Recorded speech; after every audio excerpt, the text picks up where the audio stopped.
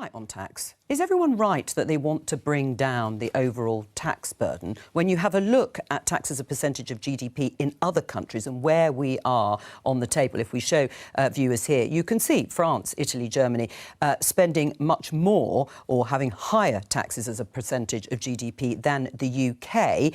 And it's incredible that someone's actually bringing up this point. Everyone's been moaning at the high tax burden, saying, well, are we taxed more than anybody else? I'm like, no, we're kind of middle of the pack when it comes to our overall tax burden as a percentage of GDP. And no one's mentioned this until now, apart from TLDR News and people I saw mentioning it. So I'm glad that the BBC are actually mentioning it now. That money goes into public services. Well, one of the things which I find completely bananas about this conversation is that we're talking about tax as though it's one thing, as though it's only income taxes. But 77% of Tory voters and over 80% of Labour voters want a wealth tax. They are supportive of a wealth tax. They don't want more money coming out of their paychecks, and rightly so, particularly when you see the kind of impact that the recent decades have had on people's pay packets, the sort of, stagnation of the value of their pay packets. But what people are quite supportive of is the idea that you will tax wealth. So a 1% to 2% tax on assets over £10 million, that will yield over £22 billion a year for the Treasury. If you equalise capital gains tax with income tax, that's £15 billion for the economy. And if you think about inequality, which is something that we've been seeing growing, particularly since the financial crisis. 171 individual billionaires have as much wealth as 40 million individual Brits. Right. Inequality costs us in terms of bad health, physical and mental, and crumbling public services. It costs us, according to one study which was released today, inequality in this country costs us nearly £130 billion per year. Emily? And on top of that, right, a really important point put out is what I keep talking about tax as an incentive, right? You're currently being incentivized to not be productive because it gets taxed less, right?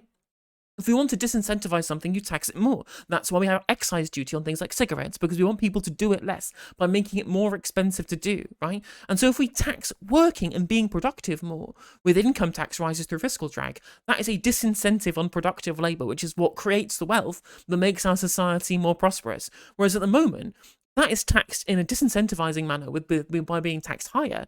And capital gains tax, which is just a tax off of buying and selling assets, which is unproductive. All you're doing is speculating on the value of an asset, of commodities in the economy, right?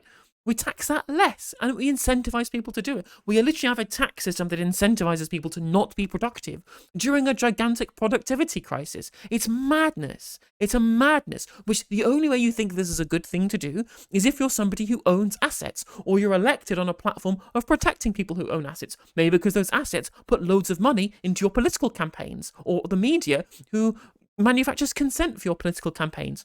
Just a thought.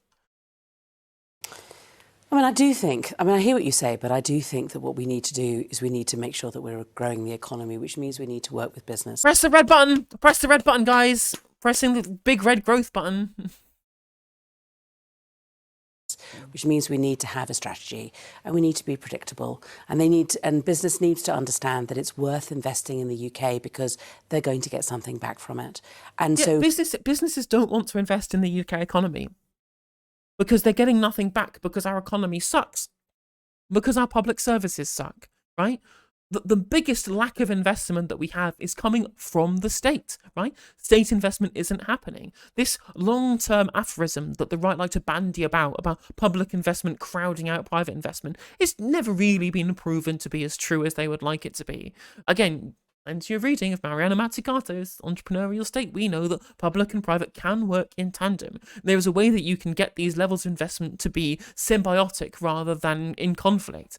Whereas, a lot of these things like to be essentially used as economic truisms to be able to back up their idea that we should strip back as much of the state as possible. It's inefficient, it's bad, it crowds out private investment. Well, none of these things are broadly true, at least not in every single case at the very least. When we should, really and truly, if we want businesses to have stability to invest, maybe they would feel like our economy would be more stable if our schools weren't collapsing, if people weren't too sick to work, right? If we weren't spending all of our time moaning about sending people to Rwanda. together and spent actual time having people who can afford to live, who have cheaper housing, who have hospitals that work, who have an educated population in schools that don't collapse. Like, this isn't rocket science. That even conservatives on the continent know that these are the important things that you spend money on, right? Even like the most conservative of conservative parties over on the continent don't do this stupid lack of public investment nonsense that our conservatives do in this country. Like, it's farcical just how dumb conservative economics is in the UK,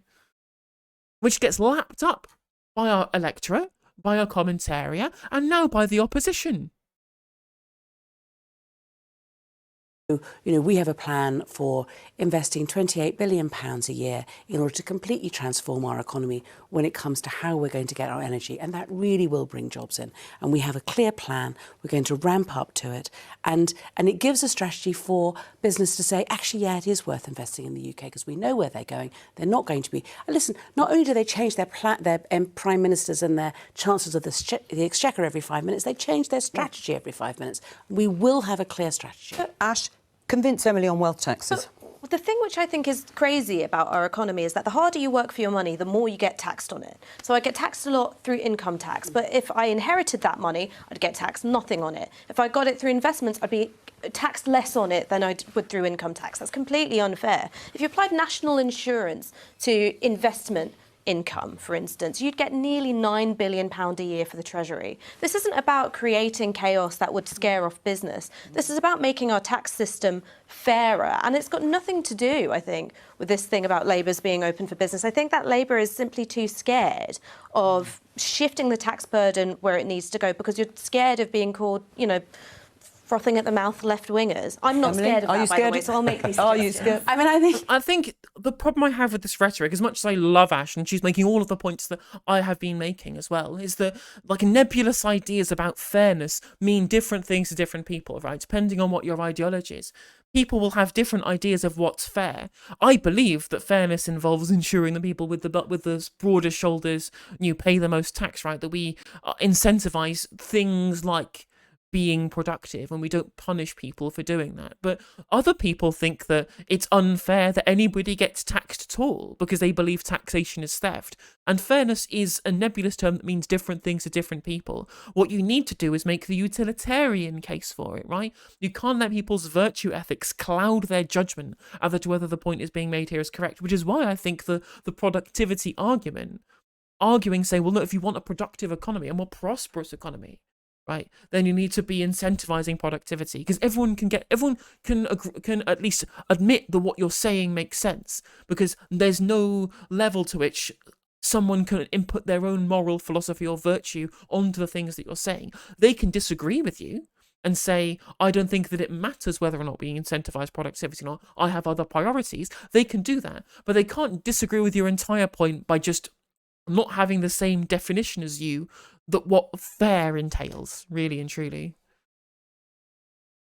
I think that we need to go into the general election with a clear manifesto and with clear fiscal rules. And we need to be so that people know where we're going and what we're doing. But is that because you're scared? Is that because you're scared of doing something radical? It's because we need people to look to Britain and go, actually, do you know what? After these years of chaos, post-Brexit, with this Conservative government, the country has turned a corner, and Britain is a good place to come to now. That's what we need, and if we can do that, we will, of course, get a final honest look at the books, after the election, if we do get into power, and then we will know just how many skeletons they have in the no one's going to call you a frothing at the mouth left winger, probably, Liam. But have you even considered wealth taxes? I think this is a Hasn't national insurance been called regressive? Not arguing against Ash, just not heard that before. Oh, national insurance is 100% regressive, right?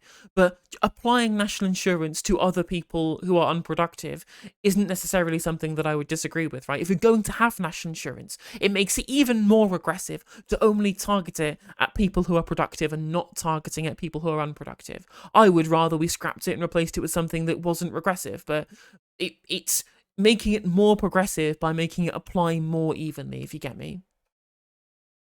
Sterile debate that... Why? Because what we need in our economy is to produce more wealth in the economy, not to just redistribute it. I'll give you a practical example. If you are a scale-up company in the... See what I mean, right? Liam dismisses her entire point. Because his concept of fairness doesn't include whether or not we redistribute or not. He says, well, okay, redistribution is one thing, right? But I believe in creating more growth and creating more wealth and prosperity in the economy. And therefore, everything that Ash has said all the way up to this point is of no use to him, because his values system does not account for being anti-inequality, right? For creating a more equal society. Even if everything Ash is saying is correct, but that fits into my belief system. It may not fit into other people's belief systems. There's a reason why Nordic countries, for example, are more prosperous than we are and have better levels of individual personal wealth and prosperity. And that's because these markets operate in a better manner when the incomes and wealth is distributed more evenly amongst the population, because people can take more decisions on what they consume. A more lucrative welfare state means people can take more risks to be more innovative, right? The Nordic countries are arguably more innovative than the United States and the UK and more neoliberal countries. There's a really great Matt Brunig video about the level of innovation that you get within Nordic economies, despite the fact that everyone would tell you that higher taxation and more restrictive economies lead to less innovation, when it's just the opposite of this is true. In the neoliberal economies with stark levels of inequality, the chance where your innovative, massive hyper big brain person is stuck working the tills home bargains because they've not got the level to which they can fall if they do take a risk to be able to innovate, right? That level of risk is much higher in neoliberal economies, whereas there's very little risk when you have substantive welfare states that, like you do in Nordic countries. UK, then 85% of your loans will come from the banks, 15% from private equity. In the United States, it's 80-20 in the other direction. We leak IP to the United States because of the lack of availability of capital, and capitalist economies don't work well where you have a restricted flow of capital. But this idea of equalising capital gains tax and income tax, which would again bring in about £15 billion a year for the Treasury, that's not a crazy left-wing idea. Nigel Lawson, Margaret Thatcher's Chancellor, was in favour of this idea. They didn't do it, that's did how they? rightwards... Michael Gove is saying we need a wealth tax, right? And again, we'd be less likely to need a wealth tax, right, if the Conservative administrations hadn't thrown billions and billions of pounds of quantitative easing into the pockets of rich people to inflate asset prices, right? My main point for a wealth tax, whilst it would raise some revenue for the exchequer, on top of that is to be able to decrease asset prices by making them more available on the market, because people have to sell them off to pay those taxes, right? Because at the moment, the big stark gap that we have between different classes in this country is access to capital, is access to assets, access to wealth, right? Things like house prices spiraling out of control means that working people now can't actually get those assets to become asset owners, right? The class differences are now very entrenched because it's impossible to have any level of social mobility when the assets you would need to acquire for that social mobility are gatekept from you by way higher prices, way higher values, because of the inflation of asset prices, because of the kind of economic policy that the government has taken to press wages so the consumptive power of workers goes down, right, relative to the rest of the economy, whilst making asset prices so high that no working person can ever afford to be able to do that, even with basic shit like housing. The level to which it's impossible to afford a deposit for the average working person is way different to what it was not even 30 years ago. And this isn't just a Conservative problem, this is a neoliberalism problem. You can blame, Blair for all of this as well, because he continued trying to ramp up asset prices by pumping extra money into the economy. Things like Help to Buy, Buy to Let, mortgages, for example, these increased house prices throughout that period too. So we really do need to have a wealth tax, not just for extra revenue for the exchequer, but to decrease asset prices overall, because that's a big problem, right? And I think that would lead to some way that we can make our economy a little bit fairer, in my mind, right? But I also think it would just have overall better aspects for the rest of the economy by allowing working people better access for social mobility. It's lit in this country. But is it a crazy idea? It doesn't sound like a crazy idea, but I mean... But why? But no one wants to do it. Politically, I mean, in the main parties. The Greens do. It's the assumptions behind it that you have to look at. Yeah, I mean, I just think we've got to the point where we're actually quite a poor country that is dependent on foreign investment coming in. So we're very scared to do anything. We've always been dependent on foreign investment. I mean, listen, we're becoming ever more. Kazaku with the £5 in YouTube tax. Tories, tax is a disincentive. Also Tories who have a productivity crisis. Also Tories, we can only tax productivity and not wealth. Literally, exactly. They've made the rod for their own back. But they literally will say, well, the problem with taxation, right, is taxation is this big thing that slows down growth. Okay, well, you're going to slow down growth even more by taxing the people who create that growth, i.e. the productive people, more than you're currently doing. It's stupid. It's fantasy economics. We are as an internationalist as any country can be. You know, really, we have a very open economy and we've always been dependent on people investing. Well, I'm not saying it's a problem, but Yeah. we're becoming vulnerable. We don't have the wealth in Britain to invest ourselves. We can't tax much more, it seems like. So we have to bring in more wealth. So I think people are scared of doing... We can tax more. We literally can do capital gains tax. We can also use Keynesian stimulus. There are loads of things that we can do. What Ash is saying, but the problem is we don't produce enough wealth and then we don't redistribute it either. We're not doing either of what Liam or Ash is saying.